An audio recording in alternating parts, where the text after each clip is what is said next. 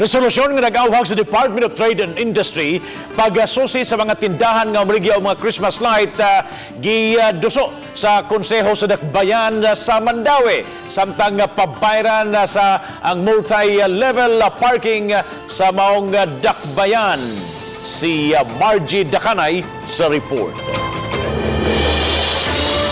Sa resolusyon nga giduso ni Konsehal Jimmy Lumapas sa Konseho sa Dakbayan sa Mandaue, iyang giawhag ang Department of Trade and Industry nga ilakip usab pagsusi ang mga baligyang Christmas lights sa nagkalain-laing mga tindahan sa Dakbayan. Gusto makasiguro ang konsehal nga luwas usab ang mga Christmas lights nga gibaligya sa mga tindahan. Aron lang sad pagsiguro sa atong mga kaigsuonan nga safe ang ilang Christmas lights nga gipampalit, mo na nagpasta og resolusyon. Samtang miduso usab og ordinansahon ang konsehal nga mangolekta na og bayad sa multi-level parking nga iya sa kagamhanan sa Dakbayan sa Mandaue. Sa higayon nga mahimo na kining ordinansa, mubayad na ang mga motorista nga mo-parking sa multi-level parking.